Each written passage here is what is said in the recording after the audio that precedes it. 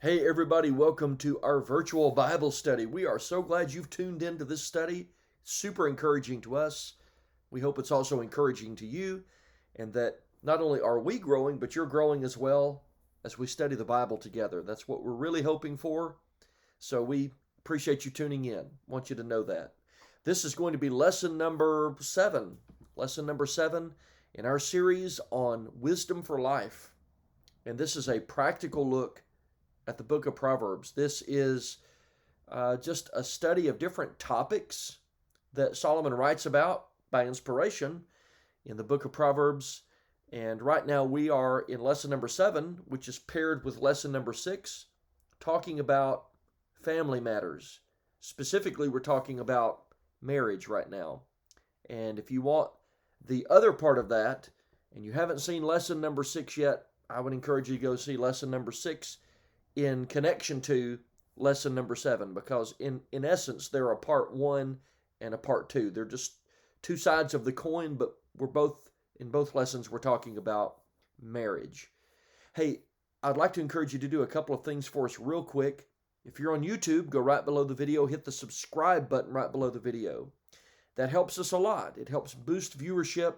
It gets us the views necessary to help us to sort of go up in the queue and be a lot more visible on YouTube, and we want that because we believe truth is important.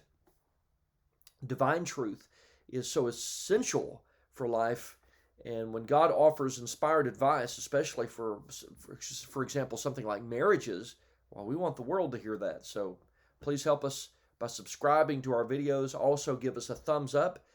There's also a way, if you choose to do it, to share the video from YouTube. You can go right below the video, I believe, and there's a tab you can pull down. You can share it to social media, if you have social media, Facebook, Instagram, Twitter, things like that. There's also a way to email the link to the video to somebody special. You may have somebody in mind. You may be thinking, you know what? I think this is a good study of marriage from Proverbs. I think so-and-so could benefit from this. Let me email this to them. You type it in, you send the email, they get the link, they follow it, and they can watch the video as well. So please help us out on YouTube. If you're on Facebook, the most important thing you can do is hit the share button. Make it a public post and make it shareable, but also share the video to your timeline so that it appears on your actual timeline so that everybody can see it. That would help us a lot. It would help us a lot in making these videos a lot more visible than they are. But please help us out by doing that. All right, lesson number 7. So in lesson 6, when we were in lesson 6, we talked about how the Bible offers, through the book of Proverbs, some wisdom in advance of marriage. How to pick a wife, what you should look for in a wife, how to pick a husband, what you should look for in a husband. Fantastic advice. Now the Bible also offers some advice on what to do once you're married.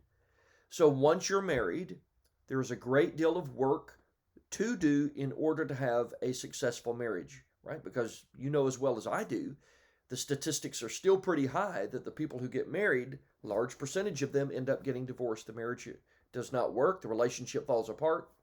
So Solomon gives wise advice to those with spouses in addition to his premarital advice. Now, just like we did in the last lesson, I want to divide this into husbands and wives. All right, so let's take a look at, first of all, some wise advice that Solomon gives to husbands and the way they would care for or interact with their wives. And then number 2, wise advice for wives toward their husbands, and some for themselves too. All right, so first of all, let's take a look at and consider some wise advice for husbands. So here's the first. I'm going to follow the questions that we have for our live in-class discussion. So here's question number 1. How should a husband think of his wife? In Proverbs 18, verse 22, we're going to find the answer.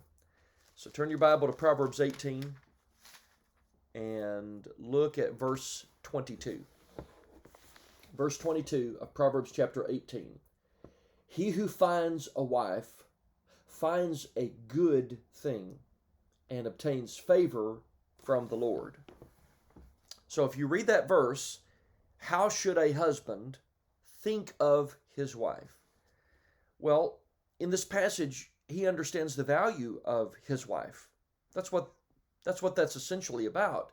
He recognizes the value of what he has. It's a treasure, and he cherishes the treasure.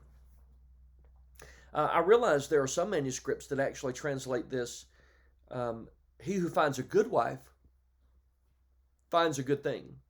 And that's probably true, because the truth is not all women, just like that would be the case with all men, not all men and not all women make good spouses.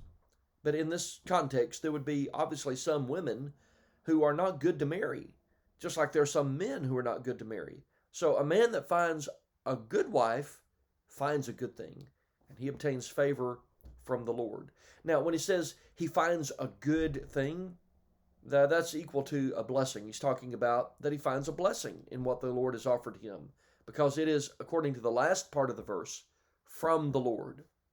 You know, in Genesis chapter 2, if we were to go back to verse 18, we go down through verse 25, what we find is that man was alone, it was not good, and God made a suitable helper for him, a helper that was comparable to him.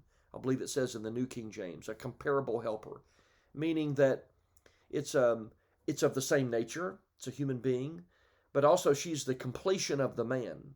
All the things that he lacked, the woman provided. And when a man finds a good wife, somebody who can fill that role, then he finds a good thing. So, number one, a man understands the value of his wife, because he should, according to wisdom literature in the Bible, he should understand the value of his wife. Now, question number two. What is a good husband willing to allow regarding his wife? What would he be willing to allow for his wife? Look at Proverbs chapter 31. By the way, we'll spend in this lesson a little bit of time in Proverbs 31. I don't want to just spend all of our time in Proverbs 31, because the way our class is designed, our syllabus, we have somewhere down the list, it may be one of the last lessons in our study, where we're just going to take a look at Proverbs 31 and study the virtuous woman. And we'll spend a lot more time on that in that lesson, but we'll hit some points tonight. Just in advance, I want to tell you, we'll spend a lot of time in Proverbs 31. All right, so what is a good husband willing to allow? Look at verse 31. Give her of the fruit of her hands. Now that's important. And let her own works praise her in the gates. Now notice it's the work of her hands, not his hands. This is what she's involved in. So here's the principle that's embedded in verse 31 of Proverbs 31. A good husband allows her the opportunities that she needs to grow and develop. There are a lot of husbands who don't allow that for the wives. A good husband allows that because he knows how important it is for the family, for him, but also for her character. Let her, husbands, let her enjoy the blessings that come from her hard work. Let her enjoy that. Let her receive credit for what she's done, because it's the work of her hands. A good husband lets you do that, women. A good husband encourages her dreams because he knows it's in her best interest to do so. It's part of her spiritual development. It's part of her character development. And he gives her the ability to do what she is capable of doing.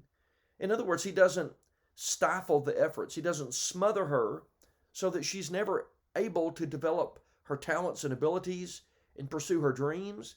Now, obviously, it has to be with pursuit of dreams is not without your family. If you're a married person, you've got to take your family with you. It's within the context of the family. But a lot of people are super unhappy in life, women sometimes, because they're never allowed to follow and pursue what their interests or their dreams are. And so a good husband is willing to allow her husband the opportunity she needs to grow and to develop. Be a good husband, men. Allow your wives to do that. It's to your benefit, because she'll be happier, and when she's happy, you're happy, right? Happy wife, happy life, the saying always goes. And And it's not a quid pro quo, right? It's not simply you're doing it just to get something out of it. You're doing it because you're genuinely interested in her growth. You want to see her grow as a person. But when she grows as a person, she's happy. And that helps you out too, and your kids. All right, question number 3. What should a husband do for his wife? Proverbs 31. Look at verse 28. Her children rise up and call her blessed. Her husband also, and he praises her. So he's doing something for her. What is he doing? He's complimenting her. He's praising her for her spirituality, for her work ethic. Children always have a really great sense of discernment, sometimes more than what we give them credit for having. And children know if a mama is a good mama or not. They know that.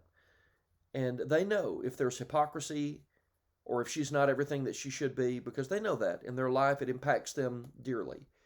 And they know whether she's going to be or whether is a great mama or not. But a husband should talk up his wife, right? A husband has that level of discernment and has the ability to do something about it. So he ought to talk up his wife. He ought to speak well of her. This is what he better not be doing. He better not be going in town and hanging out with the men and running his wife down and making fun of his wife, because he's not doing the principle of Proverbs 31 verse 28, which is that a good husband compliments and speaks well of his wife. That's what a good husband is going to do.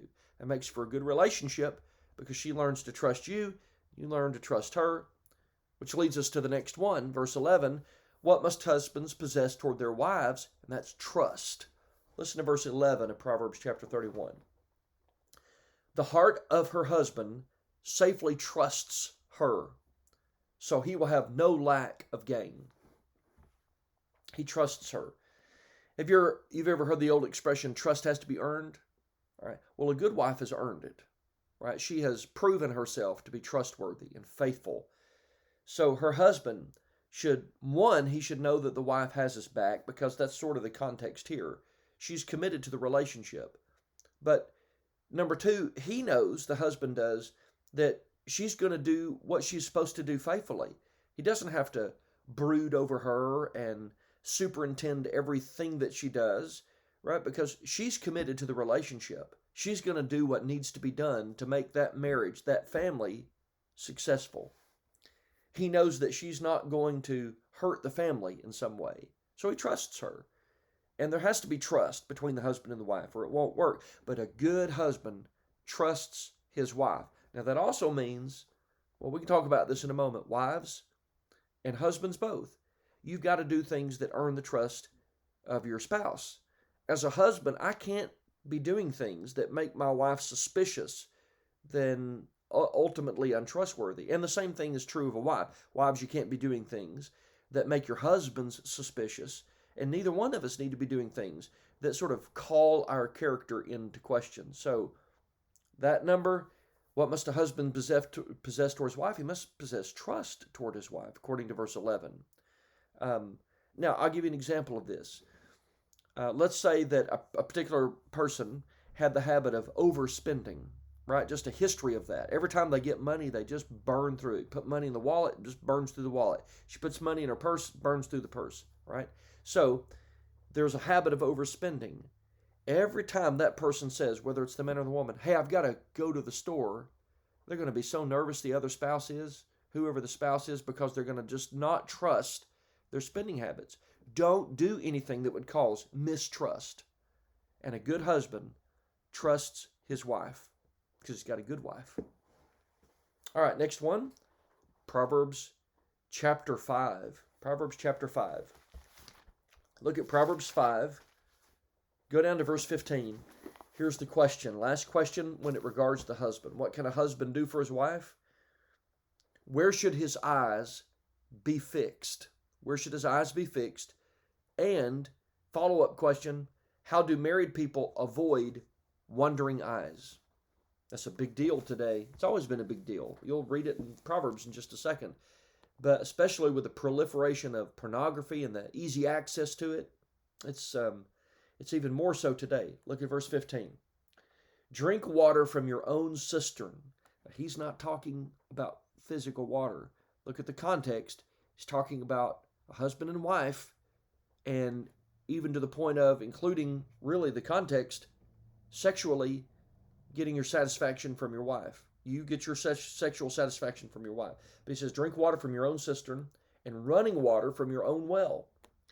Should your fountains be dispersed abroad, streams of water in the streets? He says, let them be only your own and not for strangers with you. Let your fountain be blessed and rejoice with the wife of your youth. Now watch carefully. As a loving deer and a graceful doe, let her breasts satisfy you at all times, and always be enraptured with her love. For why should you, my son, be enraptured by an immoral woman and be embraced in the arms of a seductress? You know what he's saying? Son, you better learn when you get married, you keep your eyes on her. Don't you be looking at other women. That's my paraphrase of that, but it's not a disservice to the text. It's what he's saying. We should be content with our spouse, and a good husband, with regard to his wife, should only be content with his wife. That's it, just his wife. He desires her. He wants only his spouse. You men, you should only want your spouse, and he guards his heart against the looks and the desires to be with another. You remember Matthew chapter 5? In verse 27, Matthew chapter 5, verse 27 and following, Jesus in the Sermon on the Mount said, you've heard it been said by those of old time, you should not have committed adultery, but I'm telling you, whoever looks on a woman to lust after her in his own heart has committed adultery with her. And the idea is, and that's not physical adultery that's been committed, but it's a transgression of the heart. And he's saying, just like he has in all of the Sermon on the Mount, that they were teaching of old, like those who came through the years and tried to on their own interpret the law of Moses according to their traditions, that as long as you didn't commit adultery, anything up to that was okay. And Jesus is saying it's not okay. When you look at another person, like here's a man and he looks at a woman, and in his mind he's unclothing her, in his mind he's having sexual thoughts toward that woman, that is wrong, Jesus says. And it goes back to the principle of Proverbs 5. You are supposed to be satisfied with your own spouse, and her, what she offers sexually is yours, and what you offer sexually is hers. According to 1 Corinthians chapter 7, right? Our bodies are not our own anymore. They belong to our spouse. And our satisfaction is found in that. Nothing else. Not outside of that relationship. Now, part of that is to always find sexual satisfaction in your spouse. And that happens through good communication. You know, if there's, according to 1 Corinthians 7, if there's ever a time when you're not, involved with each other sexually, you need to be communicating with each other. That's how the heart stays strong and fixed on the spouse. According to Proverbs chapter 5 and verse 19, when he says, as a loving deer and graceful doe, let her breast satisfy you at all times and always be enraptured with her love, it means you need to work out the frequency of it, and you need to stay committed to that. And when you do, right, especially when there's good communication, your desire stays on your spouse. And I'll tell you what, a good spouse knows if you're looking at other people, you're out in public and you're just gawking at men, if you're gawking at women that go by, and she can just tell that you're looking at them physically, sexually, with lust. You don't need to be doing that, okay? Because a good husband keeps his eyes fixed on his spouse. There's too much of that happens. There's always been too much of that happens. But good husbands keep their eyes fixed on their wife. The wife who's a good wife keeps her eyes fixed on her husband. They just want each other, and that's it. And that solves the problem. Now, my practical advice would be this. Avoid the smut. Get off of it. Don't look at it. Get off.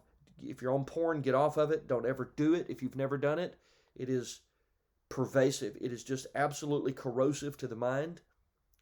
Another thing would be to dress modestly, right? Dress modestly not only to protect your own purity, but also that you don't hurt the minds of other people. Listen, people are by nature sexual. That's how God created us, but only to be fulfilled within the confines of the marriage relationship. But when people dress immodestly, it provokes bad thoughts.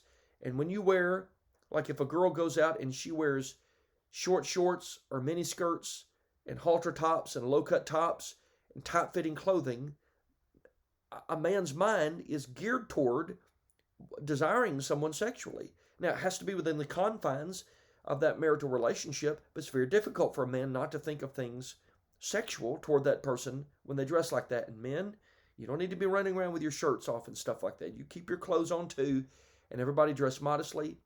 And do not develop emotional relationships with someone who's not your spouse. Don't do it. And stay busy. Stay busy. If your mind is weak and you have idle time, don't be like David. Don't go walking on rooftops, so to speak. You stay committed. You stay busy, and you keep your eyes fixed on your spouse. All right. We're pretty much going to be in Proverbs 31 now, because this whole chapter deals with a godly wife. So look at Proverbs 31, and we now turn our attention to wives.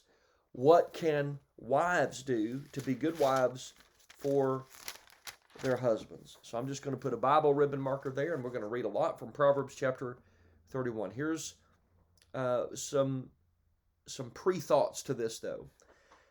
We talked about it last time. There are some things that a wife should not be. Okay? And if you can go back and look at the last lesson, if you remember in Proverbs chapter 21, verse 9, he said, "It is better to dwell on a rooftop than in the house with a contentious woman." And the idea of contentious means she is a pestering, nagging, fighting, arguing woman. And I'm telling you, women can either make or break men. So women, I'm talking to you especially. You have a lot of power over us men. You can make us or you can break us. And if you want your husband to be the best husband ever, then here's what you do. Compliment him and encourage his dreams and praise him, and he will work himself to death for you. I promise you that. But if you nag him and you pester him and you ask him the same question 1,000 times in a row every single day when he's trying to work on his timeline within his schedule, and you think he's not because he's not on your schedule, and you pester him and you nag him and you complain and argue, and that's all you do, you will kill him emotionally. Mentally, you'll kill him. And he won't do anything. He'll shut down on you. So there's some things a wife should not be. But what should a wife be? Well, here's one thing. Verse 11, Proverbs 31, she should be trustworthy. Look at verse 11. The heart of the husband safely trusts her, so he will have no lack of gain. So she's trustworthy. She has a proven record of dedication to the husband and to the family. It means that she can take on responsibilities and she can faithfully accomplish them. What else should she be? Well, look at verse 12. She's devoted. She's filled with love toward her family. Verse 12, she does him good. That's her husband, the his there, him. She does him, her husband, good, and no evil. Right? She's not working against her husband. She's working with him all the days of her life. She's never going to work against him. She's not going to go out in public and gossip about her husband, and she's not going to make fun of him and run him down in public. She better not be doing that. She's faithfully committed to the relationship and to the goals of that family, the husband and wife team. She helps make it successful. That's what a good wife does. Verses 13 through 15 and verses 21 to 22, she develops and she uses her practical skills. Right? She has practical skills. Not every woman has the same practical skills. Some have more than others. Some have other talents that some don't have. So look at verse 13. She seeks wool and flax and willingly works with her hands. She is like the merchant ship. She brings her food from afar. She also rises while it's yet night, provides food for her household and a portion for her maidservants. Dropping down to verse 21, she is not afraid of snow for her household, for all of her household is clothed with scarlet. She makes tapestry for herself. She's clothed in fine linen and purple. Her husband is known in the gates when he sits among the elders of the land. She's very industrious, and she has a lot of practical skills. She has sought out and found things that she's really good at, and she works hard at those things. She pushes herself to learn new skills that help her family, and she's willing to work. A good wife is willing to do that. I'm not going to be very specific about it, but someone who says, well, I've never been good at that. Have you tried? You know, for the benefit of your family, have you tried to do that? Well, I just can't do that. How do you know? And if at first you don't succeed, try again. A good wife, just like a good husband, is willing to push themselves to learn new things that benefit their families. And a good wife does that, according to Proverbs 31, verses 13 through 15, and verses 21 and 22, where she has figured out some things that she's great at, and she's using those things to affect blessings to her family. In verse 16 and verse 24, she's a hard worker, which kind of goes along with what we just read. Verse 16, she considers a field and buys it. From her profits, she plants a vineyard. Right? She's an industrious woman. She's sensible. She's got business sense about her. There's nothing wrong with that at all. She's hardworking. She's wise. She's industrious. She isn't rash. She's not impetuous. Notice here, she's considering what to do in this endeavor, and she's making good decisions. In verse 20, she's compassionate. Verse 20, she extends her hand to the poor. Yes, she reaches out her hands to the needy. Right? She's empathetic. She can put herself in the shoes of other people. That's a good quality for a wife and for a husband. But speaking of wives here, she's willing to offset the needs of others. She's touched by the burdens of others, and she wants to do something about it. That's a good woman when you find somebody who can do that. Verse 25, she has a strong character. Verse 25, strength and honor are her clothing. She shall rejoice in time to come. So her real clothing, the one she prides herself in the most, is her strength of mind and in her good name. That's her honor, right? 1 Peter chapter 3 talks about how a righteous woman has converting power, even on an unconverted husband, and that the real beauty that she possesses is not what is outward, but inward. Her real beauty is on the inside. Verse 26, she controls her speech. Verse 26, she opens her mouth with wisdom, and on her tongue is the law of kindness. She's not a gossip. She better not be. Men, you better not be either. Right? None of us need to be that. But a good wife is not a gossip. She's not known for that. She's not a liar. She's not an insulting person. She's an encourager. She lifts people up by her speech. That's what she is. Verse 27, she puts the needs of her family first. Listen to verse 27. She watches over the ways of her household, that be her husband, her kids, and does not eat the bread of idleness.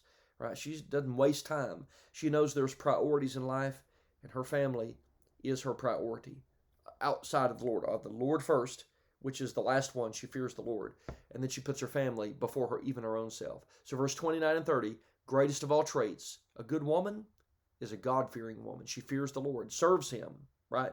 Not just simply mentally knows that it's true and she doesn't do it. She does what the Lord tells her to do.